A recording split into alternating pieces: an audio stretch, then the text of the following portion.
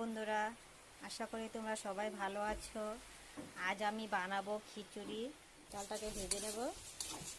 নিয়েছি, ভাজা হয়ে গেছে। তো তেল দিয়ে দেবো, শুকনো লঙ্কা দেবো, তেজপাতা,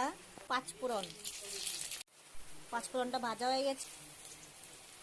গুলি অল্প ভেজে নেব। আলুগুলি আমার ভাজা হয়ে গেছে। আদা বাটা, কাঁচা লঙ্কা চেরা, নুন, হলুদ, গুঁড়া জিরা, ধনে গুঁড়ো দিয়ে দিলাম। অল্প কষিয়ে নেব। মশলাটা হয়ে গেছে। এর মধ্যে দিয়ে দিচ্ছি মুগের ডাল, দিয়ে দেবো ভিজিয়ে রাখা বুটের ডাল, দিয়ে দেবো ধুয়ে রাখা। এখন এটাকে নাড়াচাড়া করে দেবো। এখন এতে দিয়ে দিব গরম জল। আমি আরেকটা পাত্রে হাঁড়িতে নামিয়ে নিয়েছি। খিচুড়িটা হয়ে গেছে। এর মধ্যে দিয়ে দেব অল্প চিনি, দিয়ে দেব অল্প ঘি। এখন আমি খিচুড়িটাকে নামিয়ে নেব।